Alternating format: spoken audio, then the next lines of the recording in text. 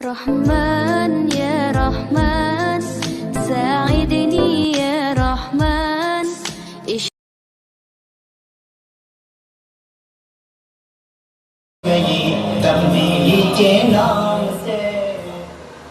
الحمد لله وكفى وسلام على عباده الذين اصطفى لا سيما على سيد الرسل وخاتم الأنبياء وعلى آله وصحبه ومن بهديه مهتدى أما بعد فأعوذ بالله من الشيطان الرجيم بسم الله الرحمن الرحيم وما محمد إلا رسول قد خلت من قبله الرسل أفإن مات أو قتل انقلبتم على أعقابكم ومن ينقلب على عقبيه فلن يضر الله شيئا وسيجزي الله الشاكرين صدق الله العظيم.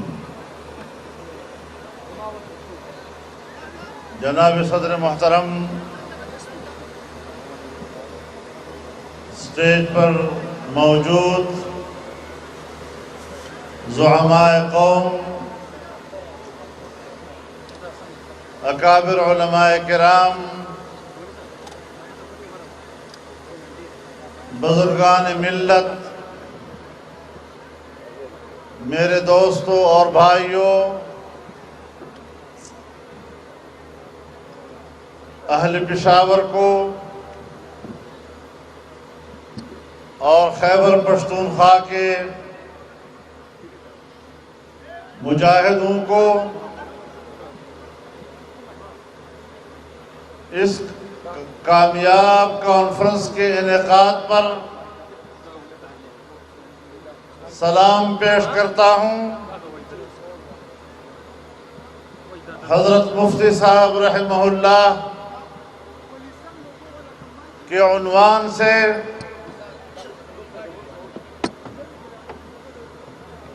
یہ عظیم الشان اجتماع در حقیقت اپنے اکابر و اسلاف اور ان کی تاریخ کو زندہ جاوید رکھنے کا انداز ہے.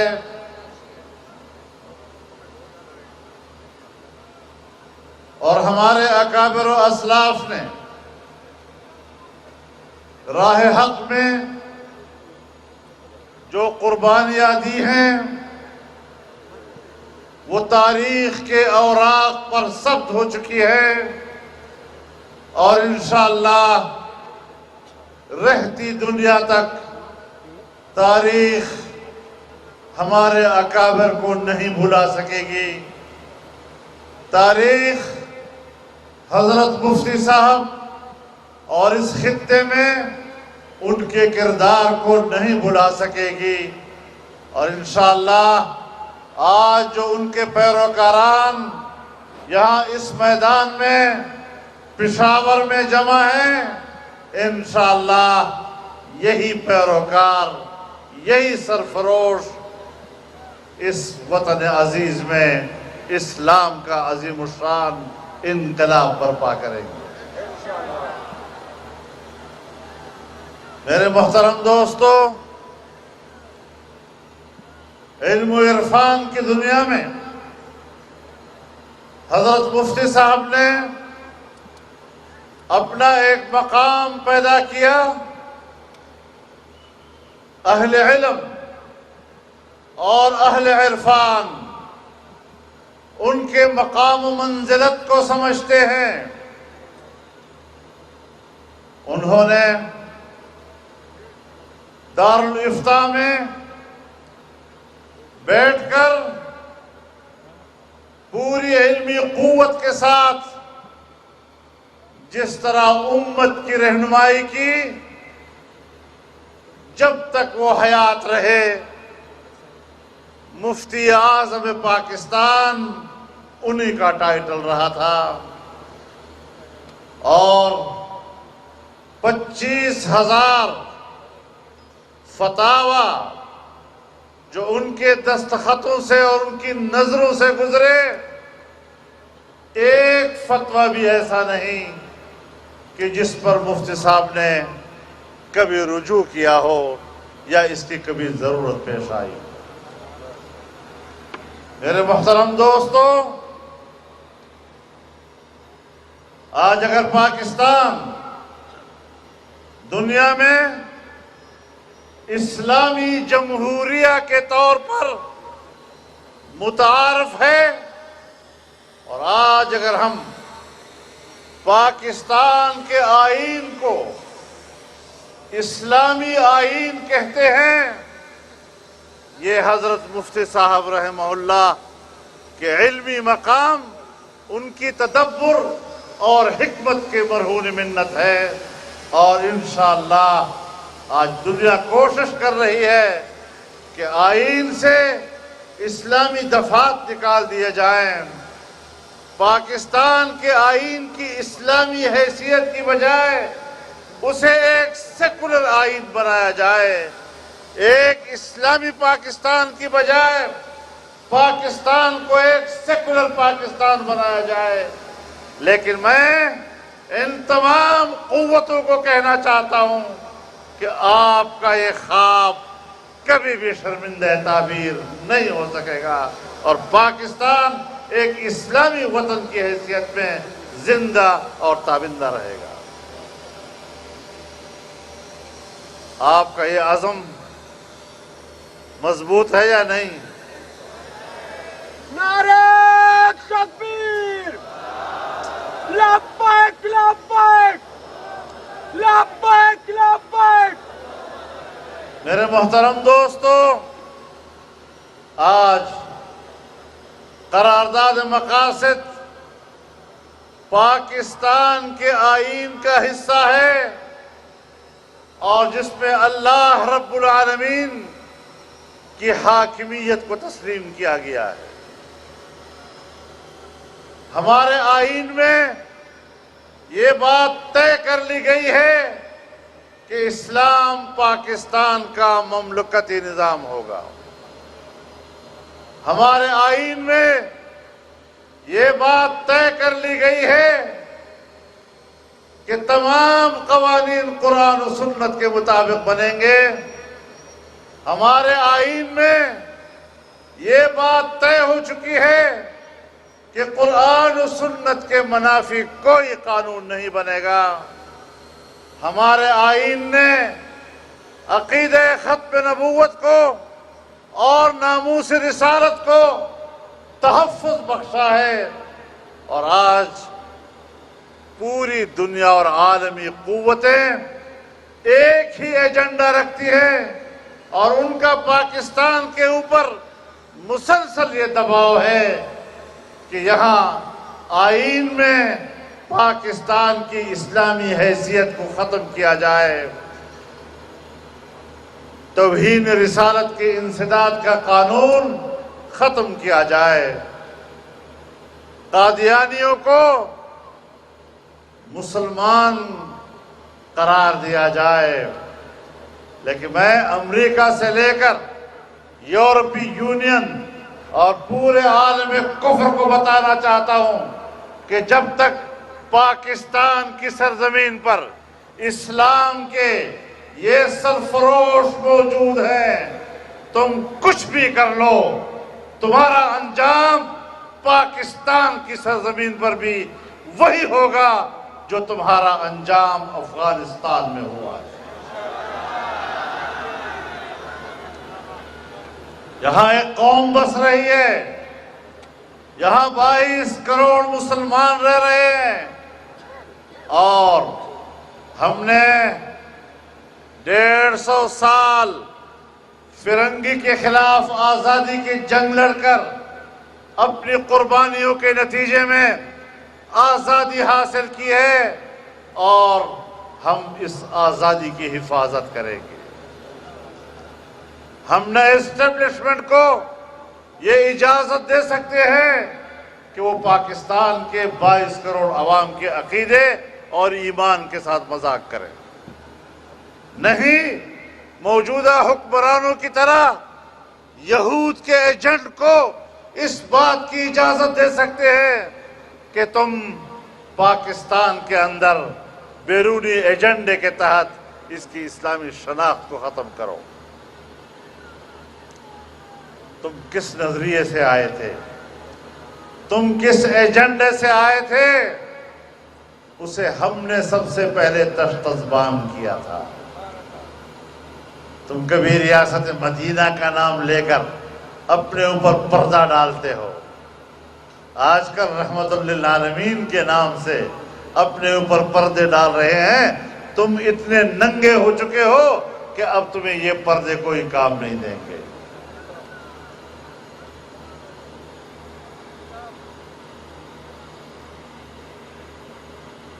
بہر رنگے کے خواہی، بہر رنگے کے خواہی، جام می پوش، من انداز قدترا میں شناسم۔ تم جیسے بھی لباس پہنو گے، اور آج تو عجیب تماشا لگ گیا ہے،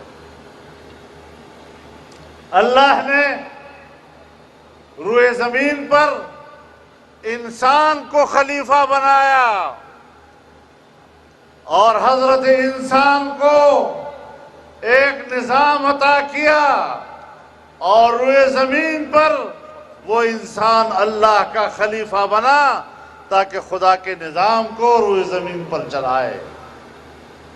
ہمارے حکمران بظاہر تو انسان لگ رہے ہیں، لیکن خدا کے خلیفہ کا کردار ادا کرنے کی بجائے واپس جنات کی طرف چلے گئے ہیں۔ پاکستان کو جنات کی رہنمائی میں چلا رہے ہیں، جادو ٹونے کی بنیاد پر ملک کو چلا رہے ہیں۔ یہ ملک جنات کے لیے نہیں بنا تھا، یہ ملک جنات سے رہنمائی حاصل کرنے کے لیے نہیں بنا تھا، جنات نے بھی ہم سے رہنمائی لینی ہے۔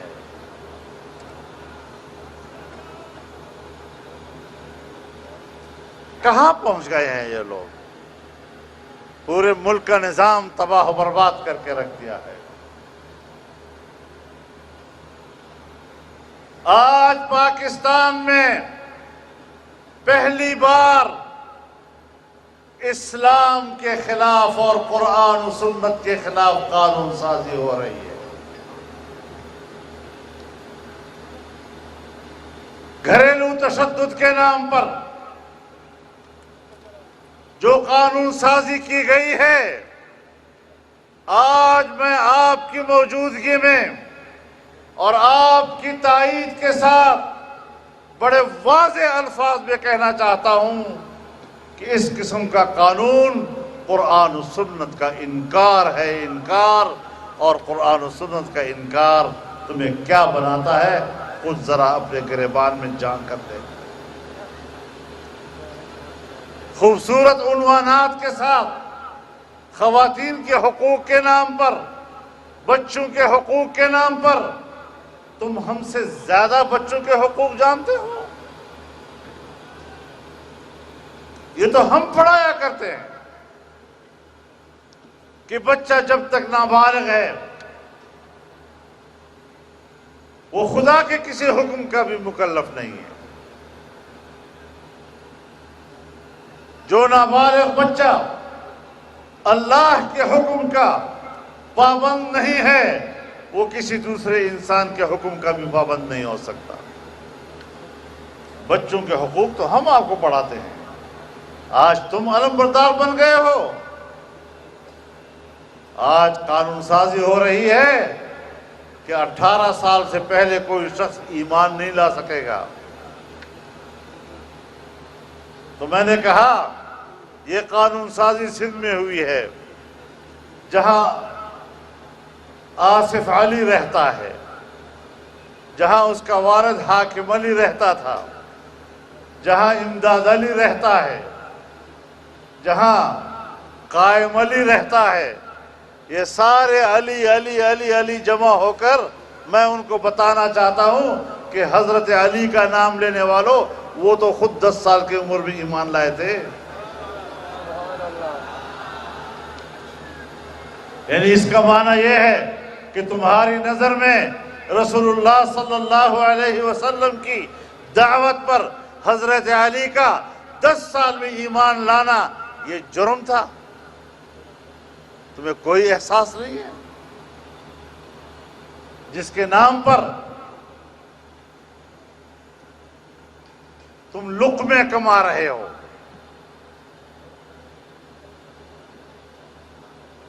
لیکن کوئی قانون سازی میں ان کی کوئی رہنمائی نہیں لینی آپ کو۔ قانون سازی میں ان کی رہنمائی لینا آپ کے لیے جرم ہو گیا ہے۔ تو میرے محترم دوستو، آج ہم جس میدان میں ہیں،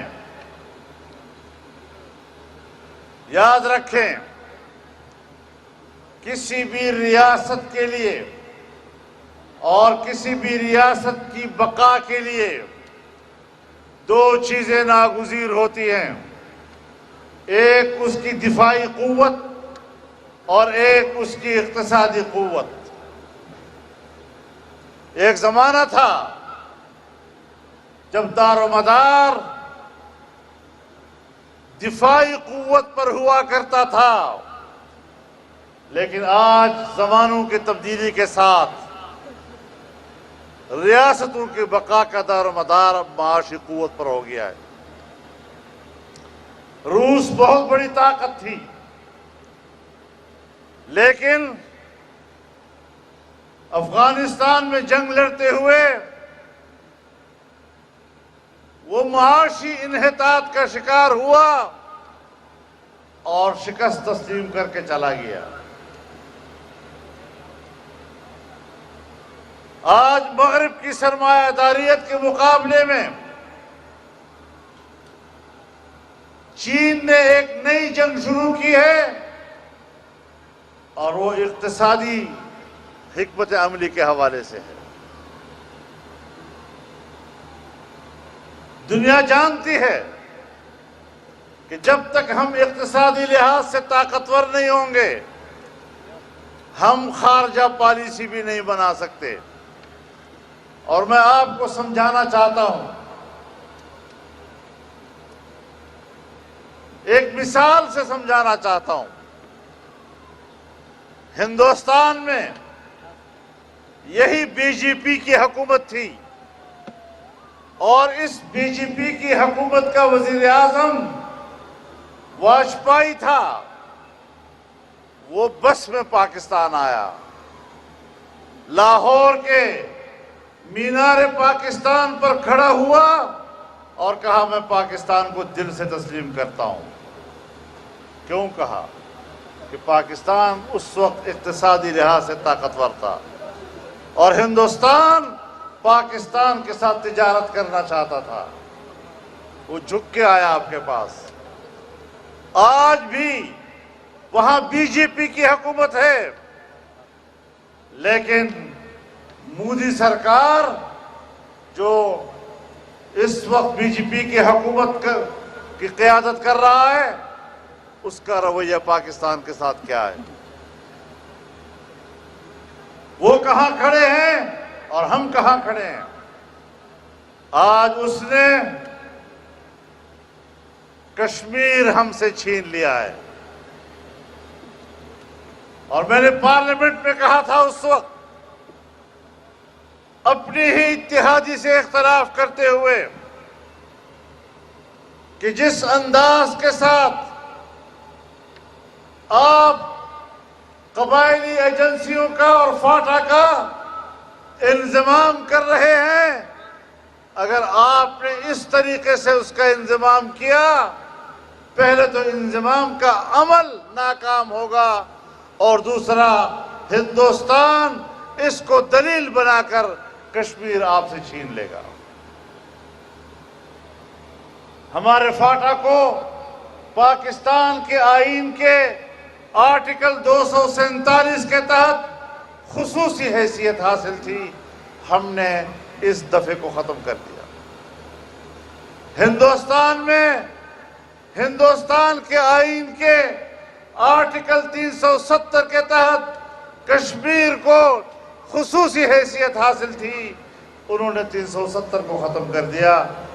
اب آپ بتائیں کہ آپ اپنا انضمام کو کہاں کھڑے ہیں، اور وہ آپ سے اسی بنیاد پر اسی اصول کے تحت کشمیر لے چکا ہے، اور ہم کہتے ہیں جی ہم کشمیر کی جنگ لڑیں گے۔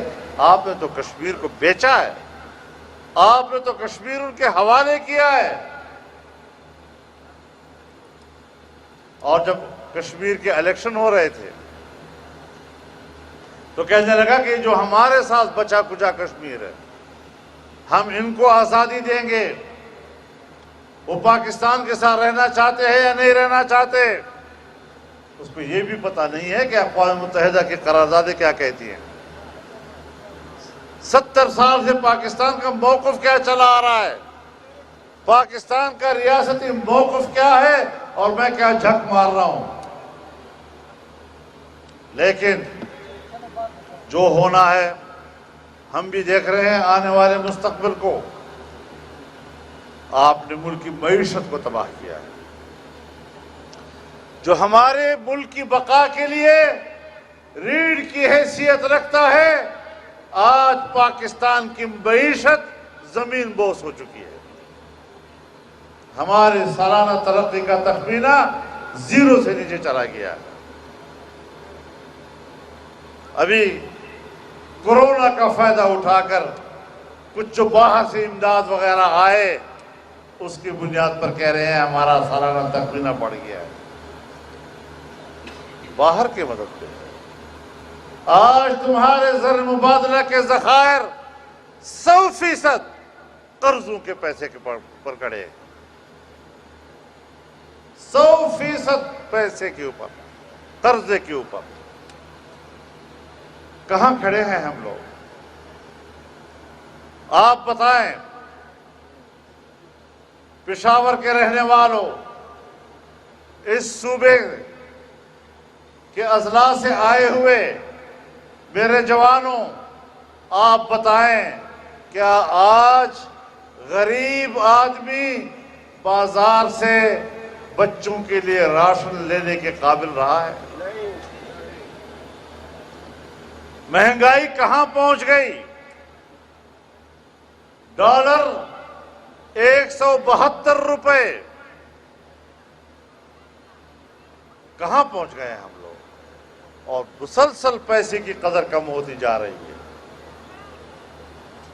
مہنگائی، بے روزگاری، کہہ رہا تھا میں نے نوجوانوں کو 1 کروڑ نوکریاں دینی ہیں۔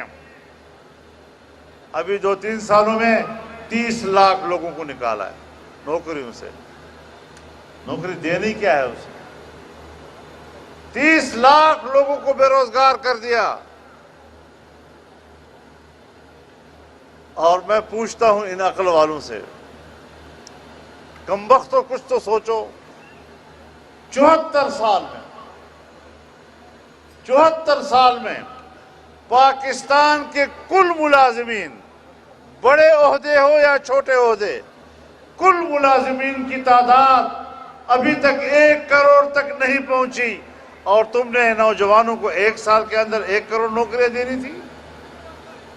ہم نے کیوں اعتبار کیا اس کے اوپر؟ میرے نوجوان کی بے روزگاری کا اور اس کی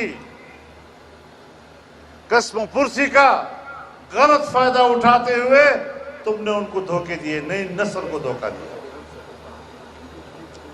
تم نے اخلاقی طور پر ان کو دیوالیہ کیا، تم نے ان کو سبز باغ دکھائے اور ویرانے میں جا کے چھوڑ دیا۔ تم نے لوگوں کو کہا یہ لو مدینے کا ٹکٹ، اور جب وہ جہاز میں سوار ہوئے تو وہ جہاز کوفے جا رہا تھا۔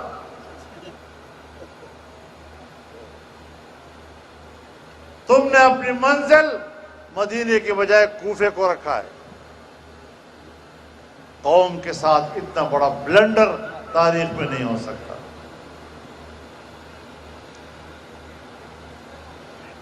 آج چین آپ سے ناراض ہے. 70 ارب ڈالر کی سرمایہ کاری وہ پاکستان میں کر رہا تھا اور پاکستان کی دوستی پر اعتماد کیا کہ پوری دنیا کے ساتھ تجارت کا آغاز اس نے پاکستان کے سی پیک کے آغاز کیا.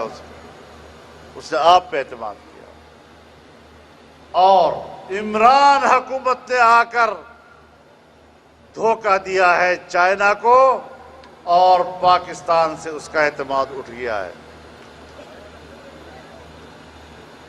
باہر کے لیے جواب دہ پاکستان ہوتا ہے. ہم نے پاکستان کی ساکھ بین الاقوامی دنیا میں اور اپنے دوستوں کے سامنے کیسے بحال کرنی ہے، یہ کڑا امتحان ہے اس ملک کے اوپر، اس قوم کے اوپر. اس اعتبار سے ہم نے سوچنا ہوگا کہ پاکستان کی معیشت کو تباہ کیا گیا، جو بجلی پیدا کی گئی تھی آج وہ ابھی تک عوام کو نہیں پہنچ رہی ہے. تمام منصوبے رک گئے ہیں. سی پیک کے نام سے جو موٹر ویز بن رہی ہیں اس کا معیار کمزور ہو گیا ہے.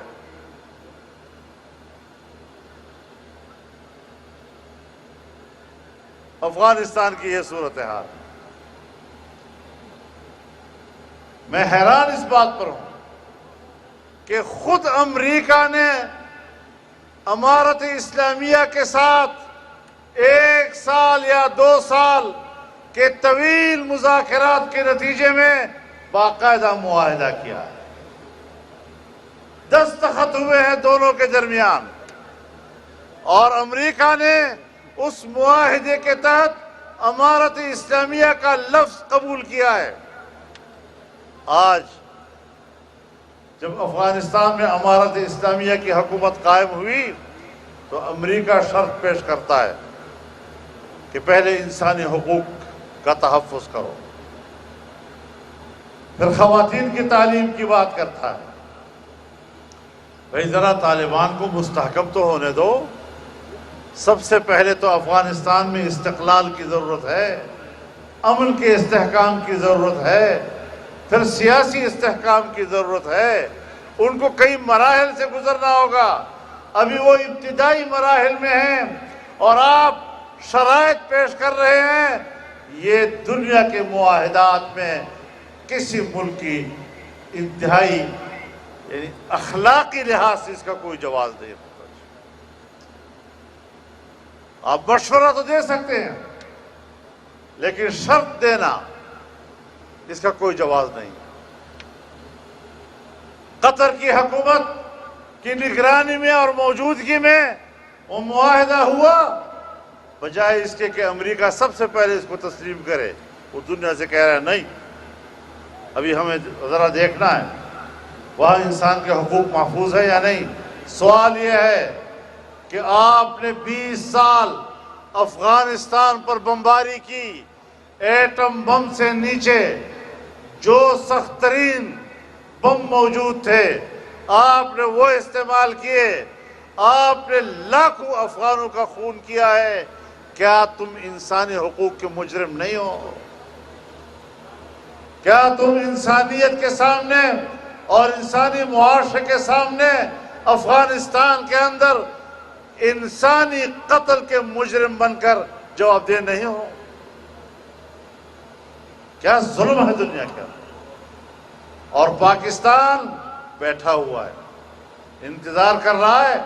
آقا کا حکم آئے گا، آقا کی اجازت ملے گی تو تب یہ تسلیم کریں گے. سمجھ میں بات نہیں آ رہی. ایسے بے تکے فلسفے آج تک میں نے کسی سے نہیں سنے جس طرح کے آج کے حکمران فلسفے سنا رہے ہیں. ایران آپ کا پڑوسی لیکن ہندوستان کی ترازو میں بیٹھا ہوا ہے. پاکستان کے خلاف امریکہ آج انڈیا کو طاقتور بنا رہا ہے. وہ چائنا کو کمزور کرنا چاہتا ہے تاکہ معاشی جنگ میں معاشی پلڑا ایشیا کا بھاری نہ ہو سکے۔ خارجہ پالیسی کا یہ عالم ہے، کہتا ہے کہ امریکہ کا صدر مجھے ٹیلی فون نہیں کرتا اور ہندوستان کا وزیر اعظم میرا فون نہیں اٹھاتا۔ اب آپ خود اندازہ لگائیں، یہ سالار ذرا بیٹھ جائیں، سالار سارے کام خراب کرتے ہیں، آرام سے بیٹھ جاؤ۔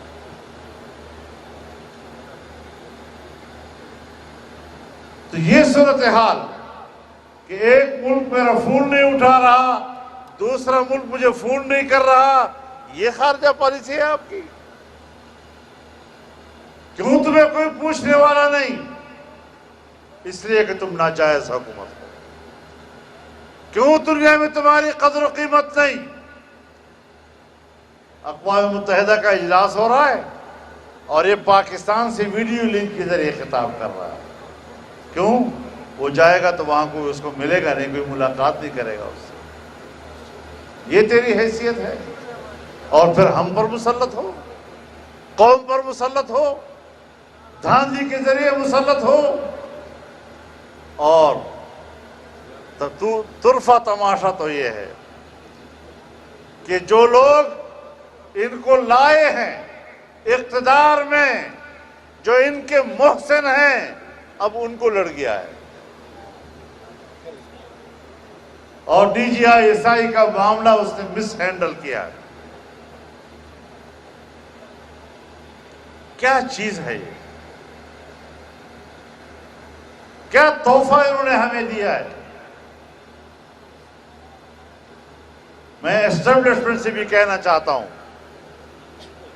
کہ پتہ نہیں تم کس امید سے اس کو لائے تھے، تم نے کس امید پر اس کے لیے دھاندلیاں کی؟ اگر مجھے فوج کا ادارہ عزیز نہ ہوتا، اگر یہ میرے ملک کے دفاعی لائن نہ ہوتی، اس کی میرے نظر میں اہمیت نہ ہوتی، تو میں یہ ضرور کہتا کہ شکر ہے کہ بالآخر تمہیں لڑ گیا۔ لیکن ہم افراد سے گلہ کر سکتے ہیں، لیکن دفاعی ادارہ پاکستان کا ادارہ ہے، ادارے کا ہم ضرور چاہیں گے کہ وہ طاقتور رہے اور وہ پاکستان کی دفاعی صلاحیت اس کی محفوظ رہے۔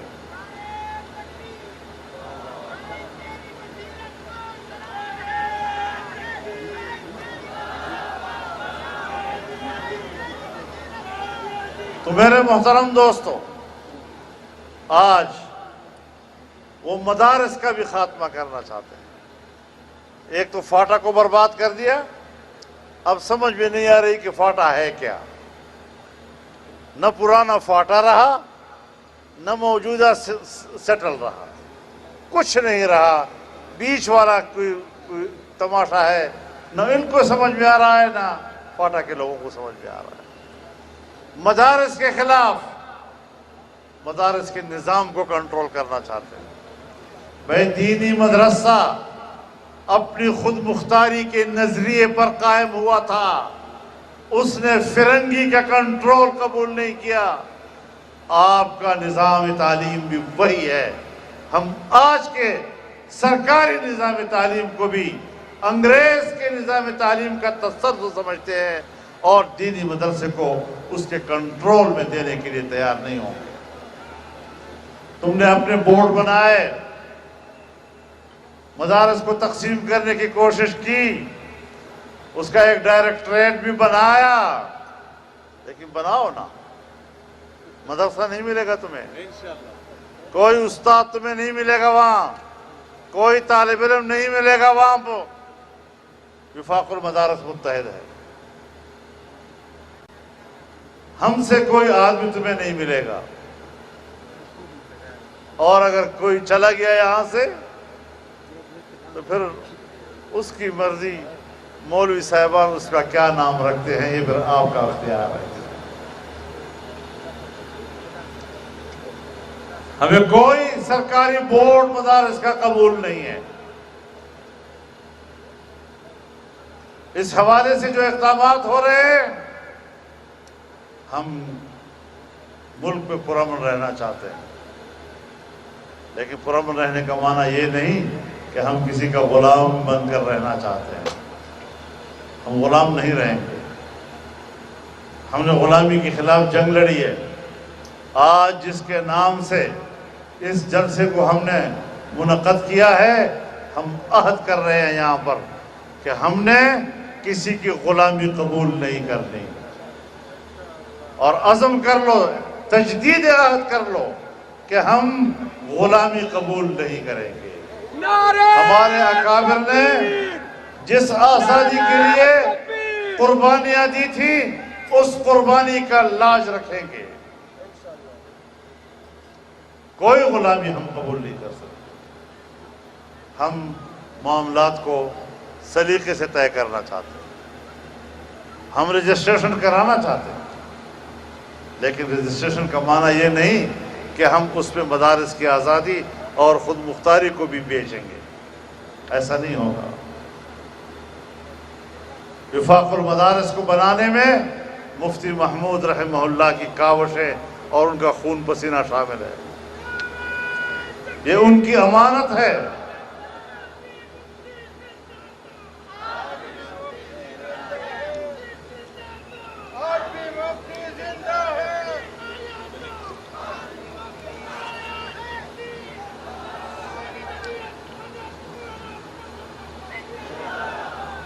تو انشاءاللہ العزیز ہم نے ہی اس ملک کو انشاءاللہ اللہ کے فضل و کرم سے ٹھیک کرنا ہے۔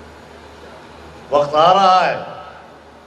آپ نے گزشتہ 3 سالوں میں جس زندگی کا ثبوت دیا ہے، جس جواں مرضی کا ثبوت دیا ہے، جس بہادری کا ثبوت دیا ہے، میرے ساتھیوں، میں اللہ کو گواہ بنا کر پیش کرتا ہوں کہ میں آپ کی جرت اور بہادری پر فخر کرتا ہوں۔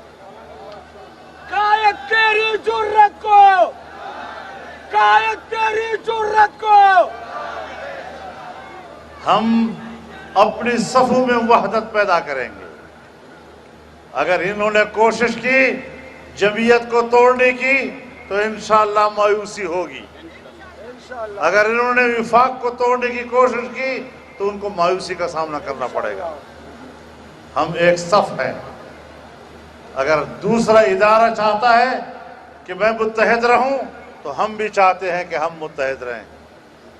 اگر ہم آپ کی صفوں میں دراڑ پیدا کرنے کے لیے کوئی کردار ادا نہیں کرنا چاہتے تو آپ بھی پھر ہماری صفوں میں کوئی دراڑ پیدا کرنے کی کوشش مت کیجیے۔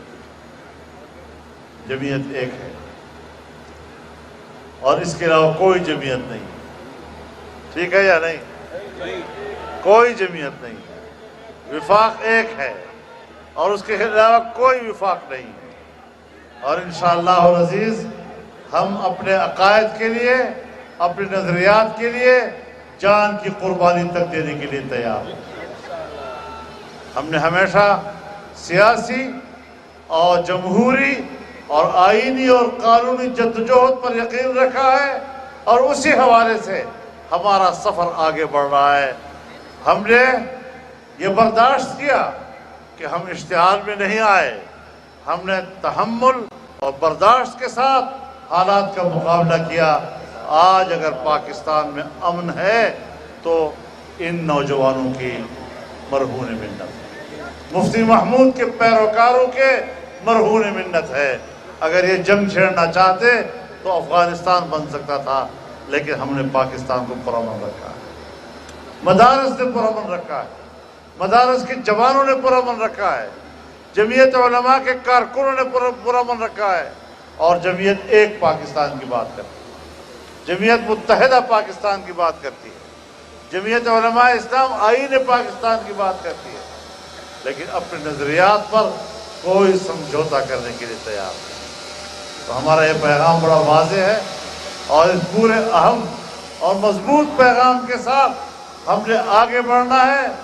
ایسے حکمرانوں کا تختہ الٹنا ہمارا حق بنتا ہے جس طرح کے حکمران آج ہم پر مسلط ہیں۔ ہم ایسی حکومت کو تسلیم نہیں کرتے۔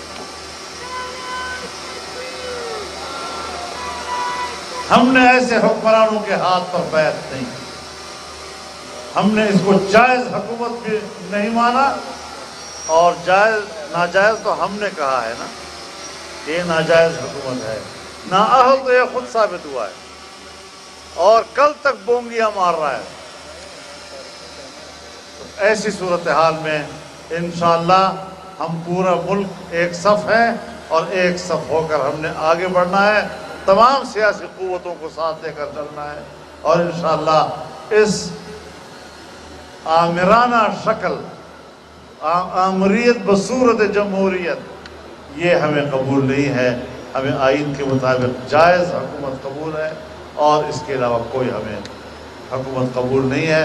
ہم اپنی جدوجہد کو آگے بڑھائیں گے، اور پورے عزم کے ساتھ آگے بڑھائیں گے، اور انشاءاللہ العزیز ہم ایک متحدہ صف ہو کر آگے بڑھیں گے۔ الیکشن بھی آئے گا تو انشاءاللہ آپ اس کے کامیاب نتائج دیکھیں گے۔ انشاءاللہ آپ کی یہ محنتیں اور آپ کی یہ جدوجہد یہ رائے گاہ نہیں جائے گی۔ اللہ تعالی ہمارا حافظ و ناصر ہو، اور اسی کے ہاتھ میں خیر ہے، ہم نے اسی سے کامیابی اور خیر کی طلب کرنی ہے، اور انشاءاللہ وہ دعا قبول کرنے والا ہے۔ وآخر دعوانا دعا فرما لیں۔